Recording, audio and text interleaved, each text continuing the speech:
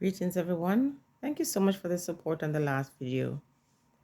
I just want to say to everyone who can relate to what I'm saying, just stay strong. I know it's so easy to say that, and sometimes it's annoying to hear it, but I'm still going to say it. I'm still going to say, just keep going, even when you're saying to yourself, I just don't care. I give up. You throw your hand up in the air and you say, forget it. I think life is like Monopoly. If you've ever played that game, you'll see that sometimes when you're losing and you're ready to just call it in, you start winning again. But there are days when you don't feel like I will ever win. Nothing seems to be going your way. And the worst part of it is when you have done all the right things. And when you look at your life, it's not going the way you planned. And we're going to remove the spiritual aspect of things. Um, the argument that things usually happen to prepare you for the next journey or the next part of the journey. But not all the time we can be rational. Not all the time we even want to talk about God because you feel within yourself that, listen, where is God? And let me give you an example. Have you ever gotten up and you're doing your dishes or you're cleaning your house or just any random routine that you have, and all of a sudden you break down, you start bawling, and you start saying, this cannot be it. This can't be it. There must be more to life than this. And if you're my age, and a lot of the persons that watch me, they're on my age group. You raise your children, you did all the right things, and you're standing over that sink with those dishes or over the clothes or over the mop, and you're saying, this can't be it. There's more to life, because you're feeling so empty. You're saying, I didn't come from Jamaica to end up this way. Let me give an example. I remember when I was about maybe 20 years old, and I'm always a person who liked to be independent. And I was still living in Jamaica at the time, and I needed a job. So someone told me that he had a friend that worked at a pharmacy. Well, she was a pharmacist, and she was looking for someone to take care of her kids. Just take them to school, pick them up from school, and things like that. So I would spend the time at her house, and then I would go to my home on the weekend. So the first week I went to work with her, bring her kids to school, pick them up back in the evening, and gave them something to eat.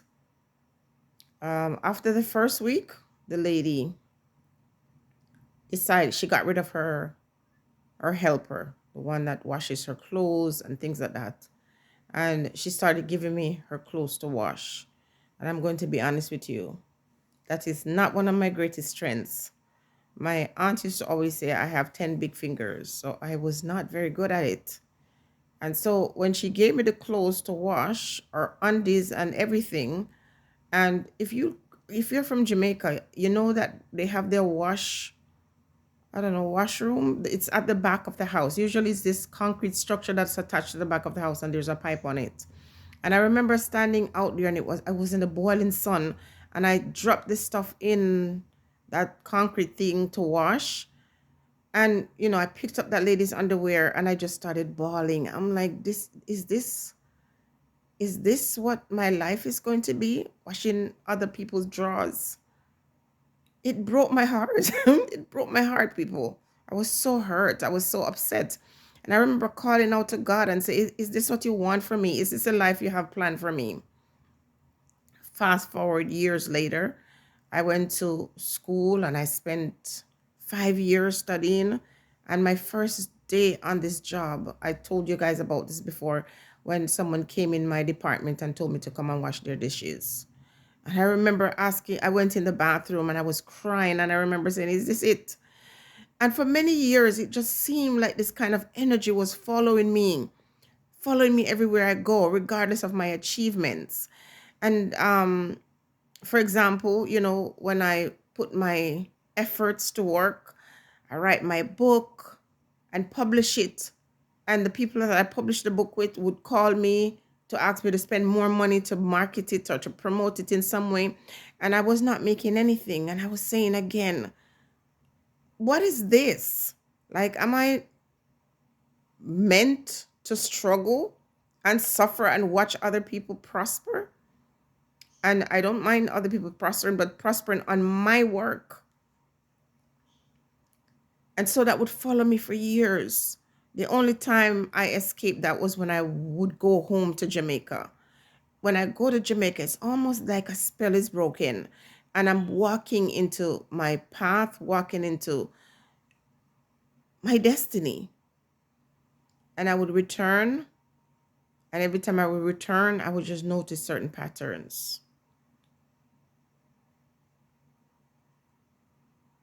And to this day, I have to do a spiritual dance to hold off a certain vibration. I have to do certain things to ensure that this negative energy doesn't follow me. One thing I realize that when you live in certain spaces, your freedom is curtailed, not just by laws and things like that, but you'll find that you make all the right choices. You do all the right things and you are stuck. You're financially stuck. You're mentally stuck. You're spiritually stuck. No relationship works out for you. And you're starting to feel within yourself, you start to have this feeling that is not good. Someone would say your self-esteem is eroded. You're a prisoner to your finances. You are someone who is committed to saving and taking your money and using it for all the right things, only to find out that when you think you're about to, achieve the things that you're working hard to achieve, there comes something, some other negativity, some other thing that is happening. Every time you feel like, okay, this is my time, I'm going to spend this time doing what I want to do, all of a sudden other people and their problems. And it's not that you can't say no. There are times where you're in situations where, for example, if it's your kids or your loved ones, say, for example, you were saving and you're saving for 5 years and you're eating just crackers and tea for the most part.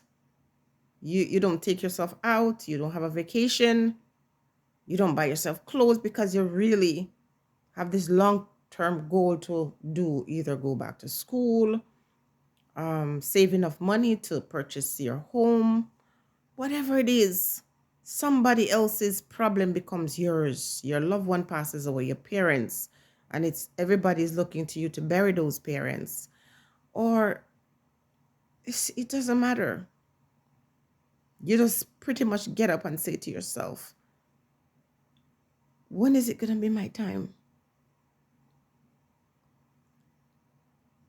When is it going to be my time? You know that song, I'm next in line for a blessing? You're waiting. You're waiting. And the truth is, sometimes you get the thing that you're praying for. And when it comes, you're like, I still feel empty. Because you're not doing what you were meant to do. You're so sick and tired of feeling sick and tired. You're fed up. And sometimes it causes you to question the purpose of life. Don't let anyone shame you into feeling like something is wrong with you. Don't let someone else compare their situation to yours. Don't let someone say, well, what are you complaining about? Look at what you've got. Because they don't know what's in your mind, what's in your head. And if you live outside of Jamaica, there's a possibility that the rat race getting up every day, it's almost like you do it in a robotic way, where you get up, you don't even have to think while you're still sleeping. You get up to brush your teeth, you get up to take your shower, and you grab your coffee on the way out the door, and you're coming home, you're leaving your house when it's dark, and you're coming home when it's dark at night. You throw your shoes at the door, and you put your keys on the table, and you go in the shower, and you take a shower, and you're falling asleep, um just to do it again the next day.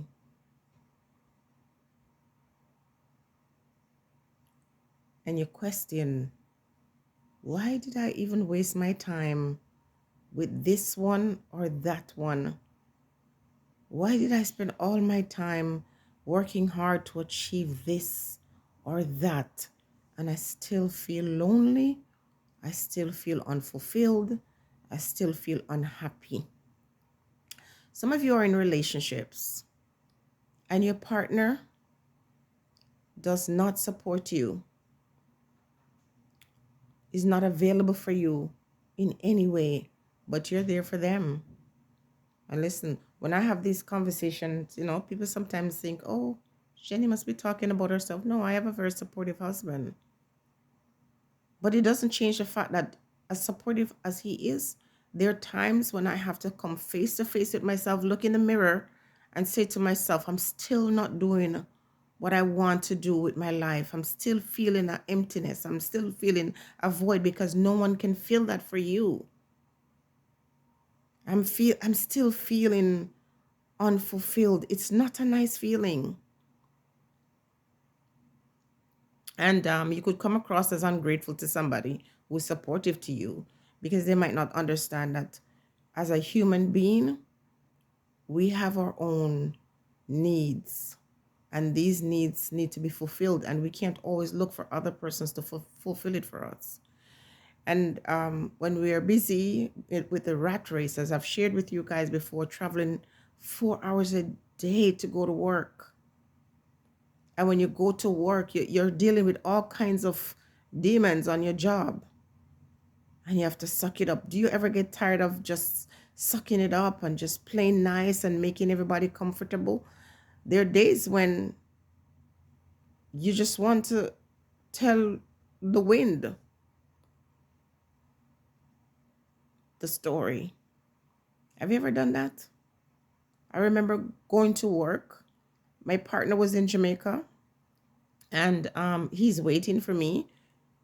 They're both waiting for me to take them back here. And I remember saying to God, I don't want to do this. I don't want to do this. It's too much of a burden. I'm tired. It's a lot you're asking of me. And I'm saying I'm not interested to do this. It's just too much. And I was asked to do these things while I was in pain. I was very sick. There are days when I go to work, I'm in so much pain, but I had to set that aside. And I don't have any regrets now, but I just remember saying, I don't want to do this. I'm tired of being the burden. I'm tired of taking care of other people. I'm tired of being responsible for other people. When is it going to be my time? Because you're a caretaker and you're put in a position to be there for other people and you don't mind. But then after a while, it feels like it's too much. I was so angry. I remember, it was like 5 o'clock in the morning. It was dark. I was walking through the mall, a shortcut in the mall to get to my Go Bus. If you live in Toronto, you know what I'm talking about. And as I was walking, that's dangerous. A man was following me. He noticed my pattern and tried to follow me one morning. And I was so angry. I was resentful. And I remember that morning, the Spirit said, you don't have a choice. You have to do this. And I stopped complaining after that morning because I realized, okay, this has to be done. The Spirit said he has to come and you have to do it. But I was angry. I was so resentful that, I had to put aside my pain or, being out there in the cold. It was brutal. I just wanted to pack it in and just go home, but I just didn't have the luxury of that. And, I can speak about this publicly because I've shared this with my husband. I was angry. Do you feel angry or resentful? Do you feel hurt because you've been plugging away, and it just seems like 100, well, 10 steps forward and 100 back. And you constantly find yourself in this whirlwind.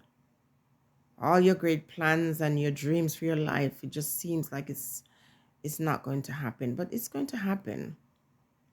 It will happen, but sometimes we have to be honest with ourselves. Sometimes we have to be honest with the people around us to say, no, I'm not going to cook dinner for you today. No, I don't feel like doing this or that. No. Sometimes you have to take time for yourself. And sometimes you have to decide, you know what? It is my turn. I'm going to take care of me now. Self-care. Because guess what? We could amass all the wealth in the world. We can do all the right things to have these financial things set in order or these material things. But if you're not happy, if you don't feel a sense of fulfillment and peace, because at the end of the day, that's what we want. We want peace. And a peace that we have to create within ourselves and not wait for other persons to give us happiness. Happiness have to come from within you. And if someone is not making you happy, if somebody not, because the person is not really supposed to make you happy, but if somebody is not allowing the happiness to exist around you, you have to cut them off. Sometimes you're gonna have to behave badly. Sometimes you're gonna have to say F off. And if you don't swear, then find a way how to do it to show righteous anger. Someone called me on my phone today, and my partner was sleeping. I was far away from where he was sleeping, but when he woke up, he said to me, "Who were you yelling at?" I said, "You heard me?" He said, "I heard you." Because it was another one of those persons that I did business with that constantly called me to try to reduce my worth, to ask me to give more of myself, to spend more money when I in real life is not seeing that come back to me. So you have to know when to call it a day. Sometimes you invest in something and it's a money pit. You're just spending more and more money and it's not materializing. And because you put so much in it, whether it's in people or in whatever you're working on, you put so much time in it. You're in school and you spend 4 years studying, and it requires 6 years of study, and you don't like it, but you still continue because you're saying, I can't stop now, I put too much time. Yes, you can stop. You can stop being like, what is it called, that animal that looks like a rat that's on this wheel that's spinning around and around. You can stop. You can say, I don't even want to do this. I don't want to be at this job. I don't want to be in this relationship. I don't want this. This is not bringing me the peace that I need. Because at the end of the day, what's most important is your mental health. You have to think about yourself. It's not selfish. You have to love yourself. When you are not able to pour into yourself, all you're going to have is resentment and anger.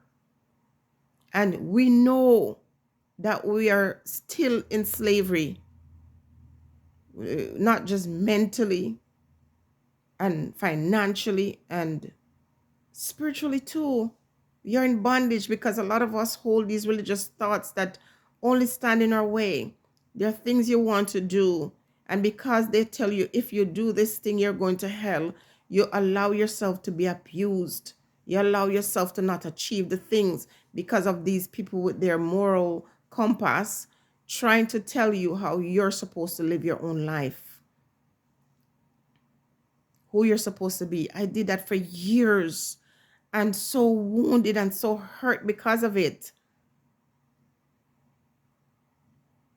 For years, let other persons dictate the path that I'm supposed to go on and tell me what is supposed to be the mark of success.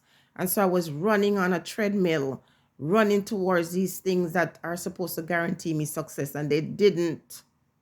And when you're living in certain places, when you have to deal with people who are just wretched and people who just dislike you just because of your skin color, and wanting to always try to prove that you can achieve success in the middle of all this madness. And at the end of the day, you sit there, you have to ask yourself the question, if this was your last day on earth and you look back on your life, are you satisfied with the way you lived your life? Did you live it for you? And all these debts that you find yourself in, drowning, is it even worth it? Is it worth it? Sometimes you just have to just decide, this is where the buck stops. I cannot do this anymore. And I remember taking from Peter to pay Paul, and it was this vicious cycle, borrowing to pay back a loan. Does that even make any sense? No true freedom comes from being in this kind of financial bondage or emotional bondage, or feeling like, yeah, I'm the one here supposed to set this one free, when you are feeling like you're enslaved, when you're in bondage. You have no joy, you don't feel happy. You feel alone, you feel miserable, you feel bitter, you feel resentful. In 2024, start doing some things for yourself. Start small if it's hard. Take a day off. Go for a walk. Go for lunch by yourself. Take yourself out. Buy yourself that makes something for yourself that make you feel good. Go for a manicure, go for a massage. Don't feel guilty, because it doesn't matter how many material things you have. What is most important is that sense of peace. And only you can give that to yourself. Thanks for listening. Talk to me in the comment section. Stay blessed.